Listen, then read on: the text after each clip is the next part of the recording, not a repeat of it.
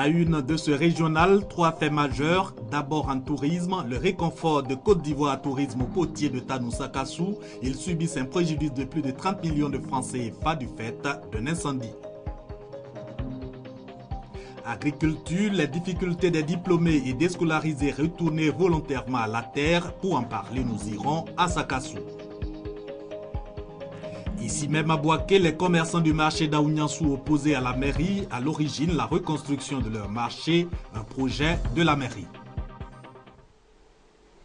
Ce sont les grandes articulations de votre journal. Merci de nous rejoindre sur la chaîne de la Nouvelle Vision pour vous informer. Sans transition, le premier titre de votre journal et nous allons à Tanou-Sakassou, cette destination touristique bien connue du monde entier pour la poterie. Eh bien, les potiers de Tanou-Sakassou subissent depuis le début de cette année un préjudice énorme de plus de 30 millions de francs CFA. Cela en raison de l'incendie de leur atelier et salle d'exposition. La Direction générale de Côte d'Ivoire Tourisme vient de leur témoigner le réconfort de l'État. Ceci en présence de Soro Corona et Kwadio Kwame.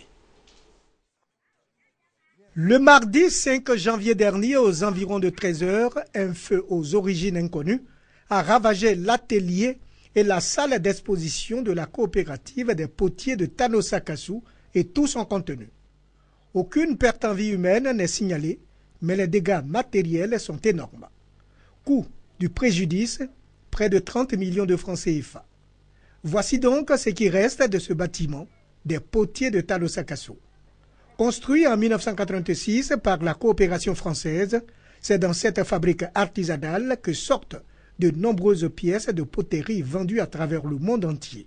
24 potiers y travaillent. On souhaiterait que Puskad essaie de fléchir sur notre problème le plus tôt. S'il y a une pluie, on ne peut pas rester là pour travailler. Si le soleil est là, on ne peut pas rester là aussi non plus pour travailler. Pour voir de plus près l'ampleur des dégâts et apporter la compassion de l'État à ces sinistrés, le directeur général de Côte d'Ivoire Tourisme s'est rendu à Tanou-Sakassou. Nous sommes venus ici pour apporter un soutien qui est aussi l'expression de l'État de Côte d'Ivoire vis-à-vis d'une tragédie aussi significante. Il était important que nous présentons aujourd'hui, pour dire simplement Yako. Santiero Jean-Marie Sommet a également annoncé de nouvelles mesures pour la modernisation de l'outil de travail des potiers de Tanou-Sakassou. En cette période d'Armenton, les incendies sont légion dans la région nord et centre de la Côte d'Ivoire. Maisons, plantations et forêts domestiques ne sont pas épargnées par les flammes. Prudence donc. On pourrait considérer le retour à la terre comme un moyen de réinsertion des jeunes. Tellement la terre nourrit son homme. Mais la reconversion des diplômés et déscolarisés en agriculteurs n'est pas toujours sans difficulté. Et c'est le cas à Nguessampo-Koukro dans le département de Sakassou. Incursion dans l'univers de ces jeunes avec Soro Corona et Charles Tatou. Ces rizières, champs d'igname, de manioc et de cultures maraîchères appartiennent aux jeunes diplômés et déscolarisés retournés volontairement à la terre. Nous sommes à Nguessampo-Koukro, dans le département de Sakassou. Ici, le jeune Kwadio Nguessan Michel est diplômé en économie. Il est retourné à la terre il y a de cela 3 ans. Il y a eu un BTS en finance comptable. Après ça, j'ai fait le cycle ingénieur. Il y a eu un CDD à Abidjan. Quand le CDD a pris terme, il n'arrivait plus à payer mes coûts. Donc, je faisais assez de demandes et il n'y avait pas de suite à mes demandes. Donc, ne pas vagabonder dans Abidjan. J'ai préféré rentrer au village pour travailler la terre. Comme lui, dans ce village, une dizaine de jeunes ont choisi le retour à la terre pour leur insertion dans le tissu socio-économique. Ayant quitté les études, j'ai préféré venir à la terre pour avoir un peu chez moi, pour pouvoir mener une vie abordable. Ce retour au village n'a pas été facile pour ces diplômés et déscolarisés. Le concours de certains dévanciers et autorités coutumières a été nécessaire. Quand ils viennent, j'ai dit que le travail là, de la terre, ce n'est pas aujourd'hui qu'on peut bénéficier. il faut être endurant. Aujourd'hui, ces jeunes diplômés et déscolarisés sont les meilleurs producteurs de Nguessan-Pokukro. Cependant, ils éprouvent encore d'autres difficultés. Les difficultés de matériel. On n'a pas aussi la trésorerie pour pouvoir financer ou bien prendre la main-d'œuvre pour nous aider. Donc on est seul. À Sakassou, le retour volontaire des jeunes à la terre est une réalité. Cette volonté de la jeunesse est soutenue par les autorités administratives. Ces jeunes-là existent dans les 3 sous-préfectures. Le conseil régional accompagne certains de ces jeunes-là qui veulent bien revenir à la terre. Ces retournés volontaires à la terre appellent les jeunes ivoiriens à suivre leur exemple. Avec le rendement de ces jeunes retournés à la terre, on peut donc le dire, l'une des solutions à l'épineuse question de l'emploi des jeunes en Côte d'Ivoire reste le retour à la terre. Le début d'année est généralement consacré au bilan, à l'élaboration des objectifs et stratégies des différents services. Pour autant, les travailleurs se tournent-ils les pouces? Autrement dit, quelle est l'ambiance de début d'année dans les services? Constat chez les particuliers et dans les administrations publiques et privées, ici même à Boaké. Quartier commerce Boaké, une semaine après le week-end de la Saint-Sylvestre. Des menuisiers au travail, il s'agit de satisfaire les dernières commandes de 2015 pour se projeter sur l'année nouvelle. On avait beaucoup de gens qui nous venaient foutre avant janvier. Bon, on a demandé pardon, qu'il y aura tant de péquets. Après janvier, on finit ce fauteuil là. Donc, sans que janvier là, on fait tout possible pour finir le fauteuil. À la direction régionale des impôts, revue de troupes matinale pour s'assurer que ses collaborateurs sont à leur poste et ce n'est pas fortuit. En attendant la rentrée fiscale pour connaître l'objectif 2016, il faut être proactif. Les objectifs assignés par la direction régionale des impôts à Boaké en 2015, ces objectifs ont été atteints. Ça va de 2015, nous avons déjà assigné des objectifs à réaliser pour le mois de janvier à chaque service.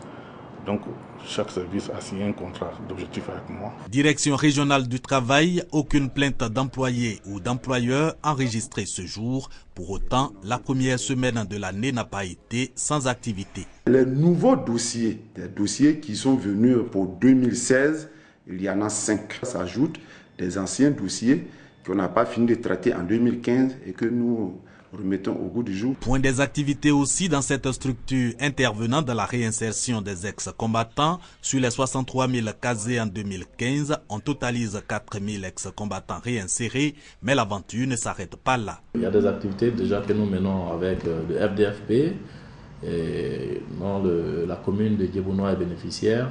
Nous encadrons 80 femmes pour la culture du champignon. Naturellement, nous allons continuer notre collaboration au niveau de la réinsertion des ex-combattants. Au total, ce n'est pas le plein d'activités en ce début d'année à Boaké, mais particuliers, agents du privé et du public ont repris du service et attendent le coup d'accélérateur pour passer à la vitesse de croisière.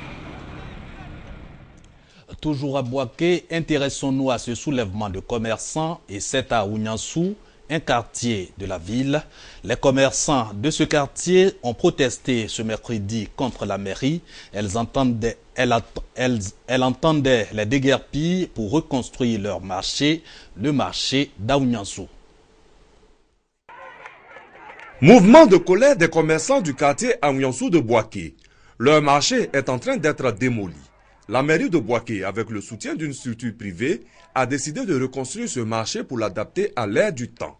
Malheureusement, les commerçants ne semblent pas être en phase avec la mairie. Le maire n'a qu'à pardon, il demande pardon, il n'a qu'à laisser notre marché comme ça. On fait ça comme ça, on va se débrouiller. Grand marché depuis la 87 n'est pas encore construit. Il n'a qu'à construire petit marché. Grand marché là, si on casse ici, on peut venir ici. Ce marché représente tout pour nous. On nous demande 7 à 10 millions pour des places. Cela n'est pas possible. Que le grand marché soit construit avant de détruire ces quartiers. Du côté de la mairie de Boaké, les autorités en appellent au calme pour un dialogue. Nous avons été élus sur la base d'un programme. Et donc, c'est ce programme-là que nous tentons de mettre à exécution. S'il y a des choses qui se font dans leur intérêt, qu'elles n'apprécient pas, mais nos portes sont ouvertes. leurs représentants peuvent venir échanger avec nous pour que nous puissions harmoniser nos points de vue afin d'aller dans le sens et dans l'intérêt de tous. Le soulèvement des commerçants du quartier Ouiansou fait suite à celui de ceux du quartier Air France. Certainement, faudra-t-il des négociations plus approfondies pour amener le calme. Après ce reportage de Kader Sogodogo, voyons toujours à Bouaké le rassemblement de 5000 Dozo. Il faut le dire, un rassemblement a mobilisé en ce début d'année à Bouaké 5000 chasseurs traditionnels, communément appelés Dozo. Au centre de ce rendez-vous, l'identification des Dozo qui ont été également sensibilisés sur leur rôle. Le point avec Soro Corona et Kwadio Kwame. Plus de 5000 chasseurs traditionnels de la confrérie des Dozo venus de toute la Côte d'Ivoire sont à Bouaké. Cette rencontre rentre dans le cadre d'une tournée nationale initiée depuis 2 ans. Au centre de ce rendez-vous mensuel, la sensibilisation des Dozo sur leur rôle et l'organisation de ses membres à travers le pays. Abordant le premier point, le président national des Dozo, Bamba Mamadou, a exhorté ses condisciples à éviter de se substituer en agent de force de l'ordre. Il a invité les membres de la confrérie à être des protecteurs des populations en accompagnant le gouvernement dans sa vision d'une Côte d'Ivoire sécurisée et paisible. Les chasseurs traditionnels Dozo ont été également exhortés à toujours respecter les mesures interdisant la chasse pour éviter l'intrusion des faux Dozo dans leur corporation. Les Dozo de Côte d'Ivoire mènent actuellement une opération de recensement des chasseurs traditionnels. Les Dozo sont des protecteurs de la société traditionnelle à travers leur maîtrise de la forêt. Ils ont également pour mission de sécuriser les populations dans les villages. Restons toujours à Bouaké pour parler de cette rentrée solennelle de la Jeune Chambre internationale universitaire. La cérémonie est marquée par la prestation de serment du bureau 2016 et c'est à l'université Alassane Ouattara en présence de Kader Sogodogo. Le bureau exécutif 2016 de la Jeune Chambre internationale universitaire Bouaké prend officiellement fonction. Cette organisation se donne pour mission d'offrir des opportunités de développement aux jeunes en leur donnant la capacité de créer des changements positifs, d'où sa vision d'être le principal réseau mondial de jeunes citoyens actifs. Pour le mandat 2016, le bureau exécutif est composé de 15 membres. Des projets majeurs ont été identifiés. Ils prennent en compte une journée carrière et des actions sanitaires pour opérer le changement positif chez les étudiants. On n'apprend pas tout à l'université, les thèmes de développement personnel et autres, et les techniques d'entrepreneuriat. Il faut venir à la Jeune Chambre pour se construire un réseau, pour se familiariser aux réalités vraiment, pour pouvoir mieux impacter en entreprise ou dans sa communauté, en plus de ce qu'on a acquis à l'université. La Jeune Chambre internationale universitaire Bouaké, pour mener à bien la mandature 2016, pourra compter sur divers soutiens, notamment ceux venant de personnes ayant fait leur classe dans l'organisation. Moi-même, avoir connu la Jeune Chambre dans les mêmes conditions, j'imagine les difficultés qui peuvent éprouver à allier études et formation par l'action, comme le prône la Jeune Chambre. C'est tout naturel pour nous qui avons bénéficié un tant soit peu de cette organisation, de rendre le petit savoir-faire que nous avons acquis et un peu de notre temps aussi pour les aider aussi à leur développement personnel. Des représentants venus de plusieurs villes universitaires ont également apporté leur soutien à cette rentrée solennelle de Bouaké. Du côté de la pouponnière de Bouaké, c'est le centre évangélique pour toutes les nations qui manifeste sa solidarité aux pensionnaires. Il leur a remis des vivres et non-vivres. On en parle avec Le centre évangélique pour toutes les nations apporte soutien et réconfort aux enfants de la pouponnière de Bouaké. Ce centre de prière et de guérison vient de leur offrir des vivres et non-vivres, donc composés essentiellement de produits alimentaires et sanitaires. Il s'agit pour les membres de cette église de traduire leur amour et leur attachement à ces enfants qui ont besoin de vivre. Quand je vois quelqu'un rejeté, ça me touche.